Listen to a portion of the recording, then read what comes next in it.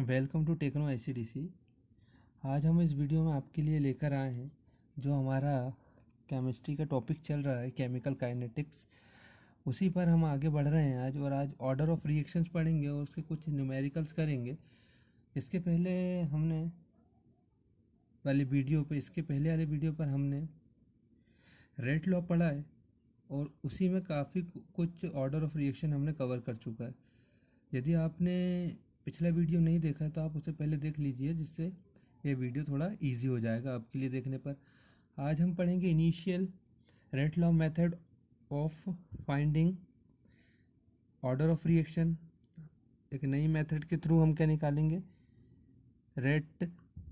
Order of reaction निकालेंगे, जो important है JEE और नीट के लिए और GNT के लिए भी। इससे बहुत सारे क्वेश्चन आए हुए हैं, तो विशेष फोकस रखें इस पर और पढ़ें।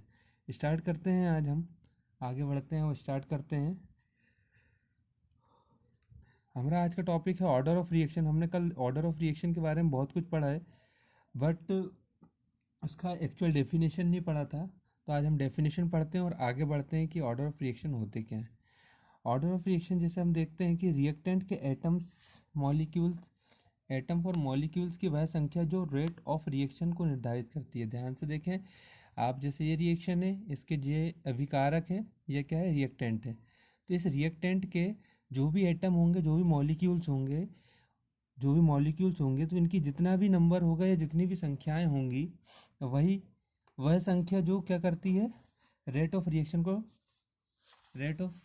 क्या करती है, निर्धारित करती है, डिफाइन करती है। उसे क्या कहते हैं हम, ऑर्डर ऑफ रिएक्शन कहते हैं या अभिक्रिया की कोटि कहते हैं हिंदी में। फिर से ही बताते हैं, किसी भी रिएक्शन के रिएक्टेंट के एटम्स या मॉलिक्यूल्स जो होते हैं, एटम या मॉलिक्यूल्स की संख्या जो क्या करती है, इस रिएक्शन के या किसी भी केमिकल रिएक्शन की क्या डिसाइड करती है, उसका रेट ऑफ रिएक्शन डिसाइड करती है। उसे ही ऑर्डर ऑफ रिएक्शन कहा जाता है। अब आप देखते हैं कि रिएक्शन एग्जाम्पल पे लिखा है, हमने कल पढ़ चुका है, फिर भी हम समझा रहे हैं। 2A + B से क्या बन रहा है, एक प्रोडक्ट C बन रहा है। ये प्रोडक्ट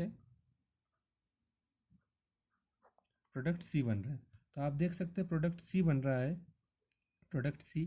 तो देखते हैं इसके लिए रेट लॉ लिखते हैं। रेट लॉ क्या होता है, K A का concentration active mass into V का एक्टिव मास, X और Y, A की पावर X और V की पावर Y। तो हम देखते हैं ये X और Y क्या है, पावर्स हैं।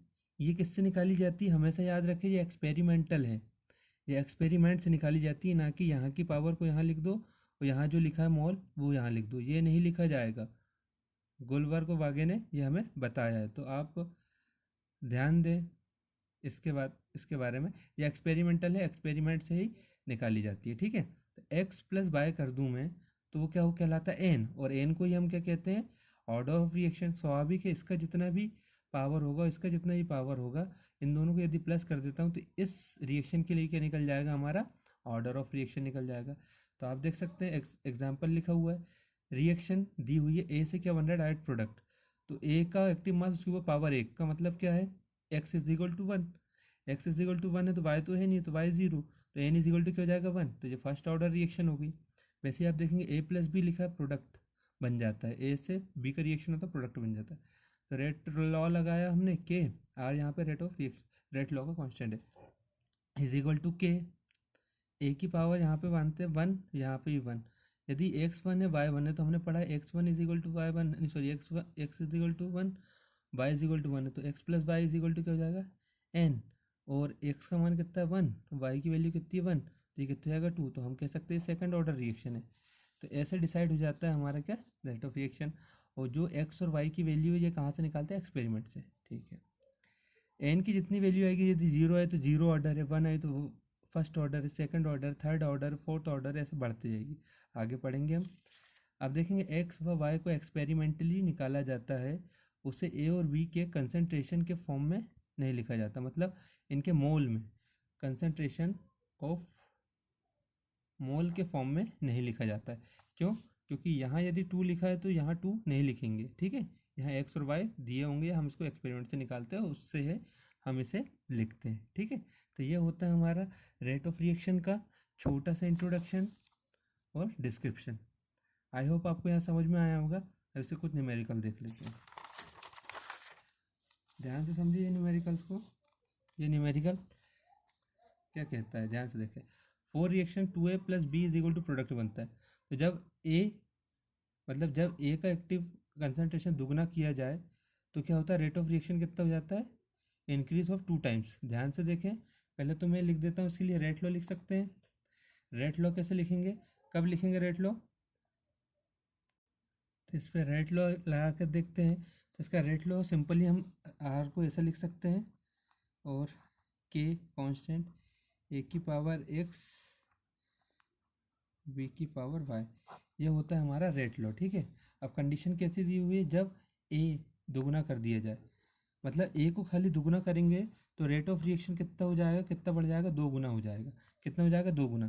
तो लिख लेते हैं आर इज इक्वल टू जाएगा के, यदि इसको 2A कर दूँ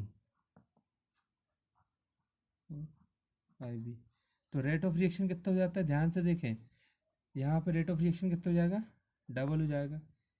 इक्वेशन 1। फिर सेकंड, जब ए और बी दोनों को दुगना कर दिया जाए तो रेट ऑफ रिएक्शन कितना हो जाता है, 8 गुना। कितना हो जाता है, 8 गुना। तो लिख लेते हैं 8 गुना हो जाएगा जब इसको भी दुगना कर दूं और इसको भी दुगना कर दे, तो हमारा रेट ऑफ रिएक्शन कितना जाएगा, 8 गुना हो जाएगा। अब यहाँ से हमको क्या निकाल के बताना है, तो रेट लॉ लिखो एवं ऑर्डर ऑफ रिएक्शन निकालो। तो रेट लॉ लिखना है और ऑर्डर ऑफ रिएक्शन निकालना है। तो देखते हैं हम, यहाँ पे हमारे पास 2 इक्वेशन बन गई। देखिए ध्यान से, पहला क्वेश्चन दिया था जब ए को दुगना कर दिया जाए, ए को दुगना करेंगे तो रेट ऑफ रिएक्शन कितना हो जाएगा, दुगना हो जाएगा। तो ये दुगना कर दिया। जब ए और बी दोनों को दुगना कर दिया जाए, कर दिया दोनों को दुगना, तो रेट ऑफ रिएक्शन कितना हो जाएगा, 8 गुना हो जाएगा। 8 गुना हो गया। अब इससे हमको एक्स और वाई की वैल्यू निकालना है बस। तो कैसे निकाल सकते हैं एक्स और वाई की वैल्यू, तो एक्स और वाई की वैल्यू ऐसी निकाली जा सकती है, यदि ऐसा करूँ मैं, इसको इक्वेशन 1 बना दो, सॉरी इसको 2 बना दो, इसको 3 बना दो। ठीक है, तो सबसे पहले क्या करते हैं हम, इक्वेशन 3 डिवाइड बाई 2 करते हैं, ऐसा। इक्वेशन 3 को 2 से डिवाइड कर देते हैं। ठीक है, तो ये एट आर एच एस का ये हो जाएगा 2A की पावर एक्स, ये हो जाएगा 2B की पावर वाई अपॉन, इसका LHS लिखेंगे, इसी का RHS लिखेंगे, इसका LHS, इसका RHS, इसका RHS ये के 2A की पावर एक्स, और यहाँ पे B बस है की पावर वाई, इससे ये कैंसिल, इससे ये कैंसिल। ठीक है, और यहाँ से R कैंसिल हुई है, 4 बार गया, तो यहाँ से 4 इज इक्वल टू, इसी भी कैंसिल। तो अब यहाँ ध्यान से देखें, यहाँ कितना लिखा है 2, यहाँ 2 की पावर वाई हो गई, बी भी कैंसिल कर देते हैं, तो यहाँ होगा 2 की पावर वाई, 2 की पावर वाई है, और तो यहाँ लिख सकते हैं 2 की पावर 2 लिख सकते हैं 4 को, और 2 की पावर वाई, बेस से हमें कट जाएंगे तो वाई इज इक्वल टू कितना आ गया, 2 आ गया। कितना आ गया, वाई इज इक्वल टू आ गया 2। ठीक है, अब वाई इज इक्वल टू 2 आ गया। अब हमको एक्स की वैल्यू निकालनी है, किसकी वैल्यू निकालनी है, एक्स की वैल्यू निकालनी है। एक्स की वैल्यू निकालने के लिए हम ऐसा कर सकते हैं, इक्वेशन 2 में इससे डिवाइड कर दें, इक्वेशन 1 से करके देख सकते हैं। लिख देते हैं इक्वेशन 2 डिवाइड बाय 1, इक्वेशन 2 को 1 से डिवाइड करते हैं। इक्वेशन 2 का LHS क्या कहता है, इक्वेशन 2 का LHS कहता है 2R के 2A एक्स, ये हो जाएगा B। ठीक है, और इक्वेशन 1 का क्या कहता है, R के A की पावर x B की पावर y, यहाँ भी y है, तो हम क्या करते हैं, इससे कैंसिल करते हैं, A से A गया, ठीक है, B गया। अब बचा क्या हमारे पास, ये तो पूरे ही कैंसिल हो गया, यहाँ पे बचा 2x। ठीक है, तो यहाँ k से k गया, r से r गया, तो यहाँ बचा 2r इज इक्वल टू 2 की पावर x। यदि इसकी पावर 1 लगा दूँ, बेस सेम है तो हो जाएगा x इज इक्वल टू 1, है ना, बेस सेम है तो इसकी पावर नहीं लगी तो 1 होगी। इसको कैंसिल कर दूँ तो x इज इक्वल टू कितना जाएगा, 1। तो हमारे पास x और y की वैल्यू आ गई। तो पहली चीज़ क्या निकालनी थी, रेट लॉ, तो रेट लॉ लगा देते हैं यहाँ पे। तो रेट लॉ क्या लगेगा, r इज इक्वल टू के a की पावर x कितना है 1, और b की पावर y कितना है 2। तो ये लगा दिया हमने, रेट लॉ बन गया ये हमारा। और सेकंड चीज़ पूछा था order of reaction, order of reaction, तो ऑर्डर ऑफ रिएक्शन क्या होता है, x plus y is equal to n। तो एन इज इक्वल टू क्या लिख सकते हैं, एक्स की वैल्यू कितनी है 1 और वाई की वैल्यू कितनी है 2, तो एन इज इक्वल टू क्या आ गया 3। तो ये कौन सी ऑर्डर क्या है, थर्ड ऑर्डर रिएक्शन थी जो हमने सॉल्व की और यहाँ पे हमने इसको निकाला। सिंपल मेथड है, एक्स और वाई की वैल्यू निकालना है, तो हमने 3 में से 2 को डिवाइड किया, फिर जहाँ से एक्स की वाई की वैल्यू आ गई। अब एक्स की वैल्यू निकालनी है तो उसके लिए हम क्या करेंगे, 2 को 1 से डिवाइड कर दें तो एक्स की आ गई। इसी से रेट लॉ लगा दी हमने, ये लिख लिया और ऑर्डर ऑफ रिएक्शन निकाल दी। तो इस टाइप के क्वेश्चंस आते हैं तो बनना चाहिए, बहुत इजी है ये, इसमें कोई बड़ी मेथड नहीं है। आई होप आपको समझ में आया होगा, नहीं समझ में आया तो एक दो बार आप वीडियो को देखिए, अच्छे समझ में जाएगा। आगे बढ़ते हैं नेक्स्ट क्वेश्चन में। ये क्वेश्चन थोड़ा सा अलग है और ये मेथड आ जाती है दूसरी, अभिक्रिया की कोटि निकालने के लिए इनिशियल रेट मेथड है ये। हम कह सकते हैं कि इनिशियल रेट मेथड की सहायता से यदि लिखा जाए अभिक्रिया की कोटि निकालो या ऑर्डर ऑफ रिएक्शन निकालो तो ये मेथड हमको लगानी पड़ेगी। ठीक है, तो देखते हैं इसमें क्या क्या दिया हुआ है। तो सबसे पहले दिया हुआ रिएक्शन दी हुई 3A + 2B, प्रोडक्ट बनाते हैं। इनिशियली ए कितना है, ये 3 कंडीशन है। बी कितना है, ये बी है। और फर्स्ट के लिए रेट ऑफ रिएक्शन इतना है, सेकंड के लिए इतना है, थर्ड के लिए इतना है। तो इन सब डेटा का यूज़ करके हमको क्या निकालना है, find out rate law, order of reaction और रेट कांस्टेंट के निकालना है, ROR निकालना है, सॉरी के निकालना है, ऑर्डर ऑफ रिएक्शन निकालना है और रेट लॉ लगा के बताना है। तो हम क्या करते हैं सिस्टमेटिक तरीके से ए और बी और रेट ऑफ रिएक्शन से हम इसका क्या बना लेते हैं, रेट लॉ बना के देखते हैं। तो सबसे पहला क्या दिया हुआ है, इसकी शॉर्टकट मेथड ही बताएंगे। तो सबसे पहले बड़ी मेथड समझें, सॉल्व। क्या कहता है ये, तो रेट लॉ कहता है आर, यदि पहले ए को कितना रख दिया जाए, के तो उतना ही रहेगा, ए को 0.1 रख दूँ की पावर एक्स, और इसमें बी कितना है 0.1।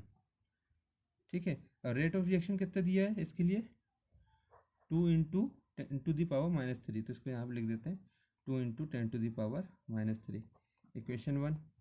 ठीक है, सेकंड क्वेश्चन सॉल्व करते हैं।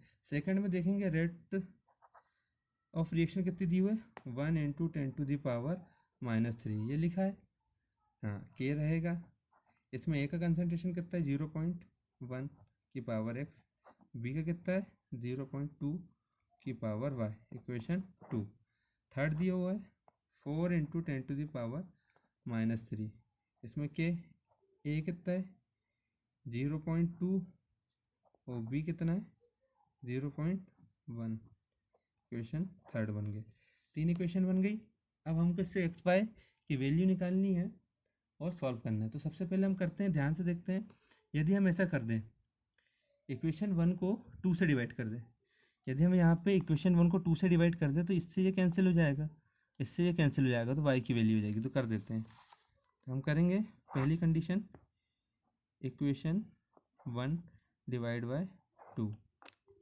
ठीक है, इक्वेशन 1 डिवाइड बाय 2, तो 1 का LHS कितना है 2 इंटू 10⁻³ ठीक है, के 0.1 की पावर एक्स और 0.1 की पावर वाई। ठीक है, ये वाई लिखा हुआ है, वाई डिवाइड बाय किससे, सेकंड से 10⁻³ यहाँ हो जाएगा के 0.1 की पावर एक्स 0.2 की पावर वाई। तो आप देखेंगे इससे ये कैंसिल, के से के कैंसिल, यहाँ से पूरा ये कैंसिल, क्या बचा ये बचा है। ठीक है, क्या बचा ये बचा है, तो इसके दशमलव से इसका दशमलव भी कैंसिल, तो क्या बचा है देख लेते हैं 2 इज इक्वल टू, यहाँ 2 बचा है, 2 इज इक्वल टू यहाँ पर बचा हुआ है 1 की पावर वाई और नीचे बचा हुआ है 2 की पावर वाई। इसको ऊपर ले जा लेते हैं, है ना, इसको बोल सकते हैं, इसको ऐसा लिख सकते हैं आगे जाके, ध्यान से देखें 2 इज इक्वल टू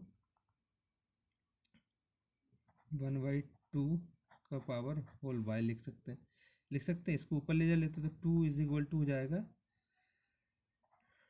-1, ये नीचे है इसकी पावर 1 है, ऊपर जाके हो जाएगी -1 तो माइनस वाई हो जाएगा। इससे इसको कैंसिल कर देते तो इसकी कुछ नहीं, तो इससे y इज इक्वल टू कितना जाएगा -1 हो जाएगा। ध्यान से देखिए, इसको जब नीचे था तो इसकी पावर 1 थी, ठीक है, ये ऊपर गया तो माइनस हुई, तो माइनस का इसके साथ इंटू हुआ। अब दोनों के बेस सेम है, कैंसिल कर देते तो y इज इक्वल टू कितना जाएगा -1, ये आ गया y की वैल्यू, कितनी आ गई -1। अब इसी में से x की वैल्यू निकालते हैं। हमारे पास इक्वेशन दी हुई है ये, ठीक है, हमारे पास आ गई y की वैल्यू। अब इन्हीं 3 इक्वेशन की हेल्प से हम किसकी वैल्यू निकालेंगे, x की वैल्यू। तो x की वैल्यू निकालने के लिए हम क्या करते हैं, आप ध्यान से देखिए, यदि इक्वेशन थर्ड को फर्स्ट से डिवाइड कर दो तो इससे ये कैंसिल, इससे ये कैंसिल, हमारे पास x की वैल्यू हो जाएगी। तो हम कर देते हैं, अगली कंडीशन क्या है, ध्यान से देखें,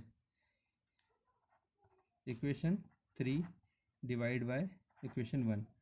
इक्वेशन 3 का LHS है -3 इज इक्वल टू k 0.2 की पावर x 0.1 की पावर y डिवाइड बाय, इसकी क्या लिखी हुई है, 2 into 10 to the power -3 k 0.1 x 0.1 y। इससे ये पूरा कैंसिल, इससे ये कैंसिल, 2 2 जब हो जाएगा k से k कैंसिल, तो यहाँ बचेगा 0.2, इससे इसका दशमलव भी कैंसिल, तो यहाँ बचेगा 2 की पावर x। तो यहाँ पे यदि 1 मान ले, यहाँ पे 1 मान नहीं सकते क्योंकि है यहाँ पे 1 है ना, यहाँ पे 1 हो गया, 1 है तो इसको भी कैंसिल कर देते हैं बेस को, तो यहाँ बचेगा x इज इक्वल टू कितना जाएगा 1। तो आप देख सकते हैं कितना सॉल्यूशन है, इससे ये कैंसिल, सॉरी इसके दशमलव से दशमलव कैंसिल होगा, ये तो पूरा कैंसिल, और 10 टू द पावर 3 से 10 टू द पावर 3 कैंसिल, 2 2 जा 4, तो 2 आ गया, ठीक है। इस तरफ क्या बचा, दशमलव दशमलव कैंसिल, 2 की पावर x बचा, 2 की पावर x, यदि मैं इसको कैंसिल कर दूँ तो x इज इक्वल टू कितना आ गया 1। तो हमारे पास वैल्यू आ गई y इज इक्वल टू कितना आ गया -1 और x इज इक्वल टू कितना आ गया 1। अब हम इसको सॉल्व कर लेते हैं।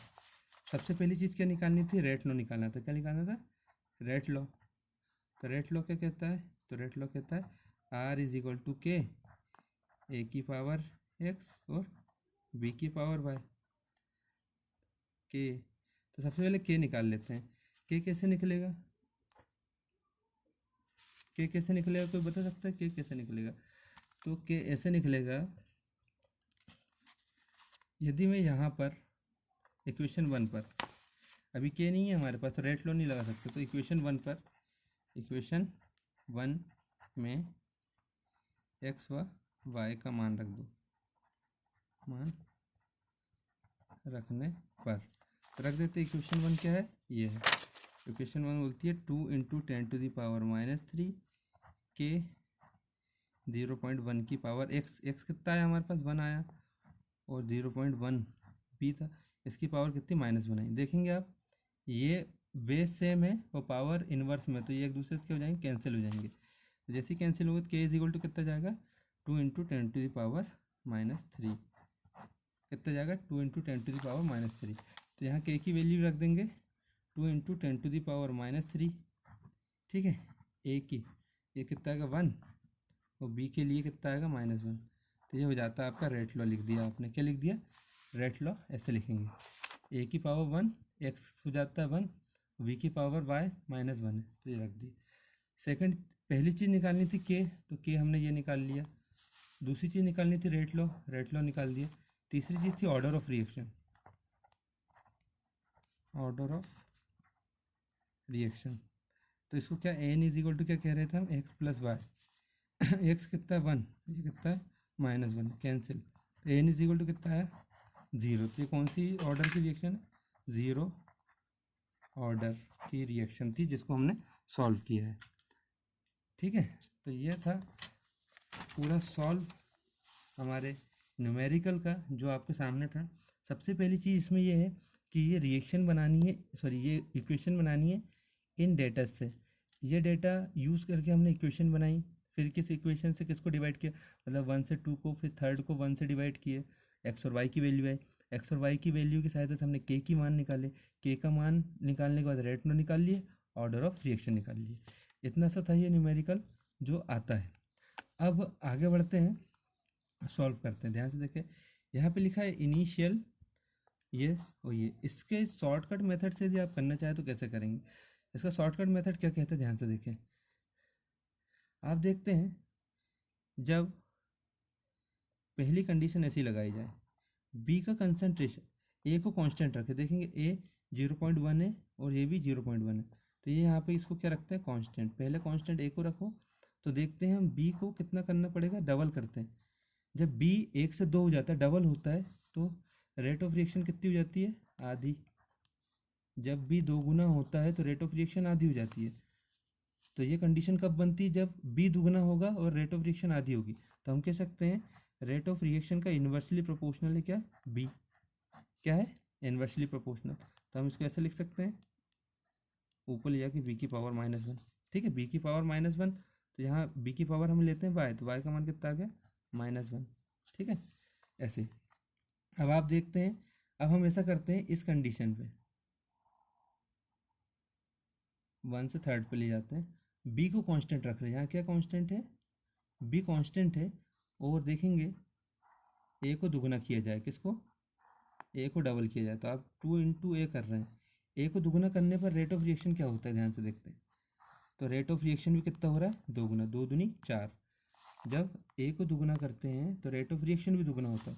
तो हम कह सकते हैं रेट ऑफ रिएक्शन ए के डायरेक्टली प्रोपोर्शनल होता है। तो यहाँ पे है ना, ए के प्रोपोर्शनल हुआ, क्योंकि जब ए को हम डबल कर रहे हैं, 1 से 2 कर रहे हैं, तो वैसे 2 से ये क्या हो जा रहा है, 4, तो डबल हो जा रहा है। तो रेट ऑफ रिएक्शन इसके डायरेक्टली प्रोपोर्शनल, जितना ये बढ़ेगा उतना ही ये बढ़ेगा। तो यहाँ पे एक्स इज इक्वल टू कितना आ गया, 1। एक्स और वाई की वैल्यू सीधी सीधी आ गई। अब इसको रख दो, एक्स प्लस वाई कर दोगे तो इससे हमारा ऑर्डर ऑफ रिएक्शन आएगा, इसी से किया जाएगा और इसी से सारी चीज़ सॉल्व हो जाएगी। तो ये था सिंपल सा टॉपिक जो हमने आज पढ़ा, रेट ऑफ रिएक्शन। उसके 2 न्यूमेरिकल्स किए जो आपको समझाने के लिए थे और आते भी हैं, तो इनकी प्रैक्टिस करते रहिए। यदि आपको ये वीडियो अच्छी लगी है तो हमारे चैनल को सब्सक्राइब कीजिए और लाइक शेयर कमेंट कर दीजिए, जिससे हमारा मोटिवेशन बढ़ता रहे। वैसे भी आजकल आप लाइक नहीं कर रहे हैं, शायद आपको वीडियो समझ नहीं आ रही है, आप देख नहीं रहे। बट ये वीडियो आपके लिए बनाई जा रही है क्योंकि आपको सिलेक्शन आपको चाहिए। ठीक है, हमारा काम है सिलेक्शन दिलवाना, मगर आपको भी थोड़ा सा एफर्ट लगाना पड़ेगा। तो प्लीज़ वीडियो को वॉच कीजिए और समझिए। यदि समझ में नहीं आता तो 1-2 बार और देखिए, और कहीं कन्फ्यूज़न लगता है तो कमेंट करके हमसे पूछ सकते हैं। ठीक है, थैंक यू वेरी मच, पढ़ते रहिए।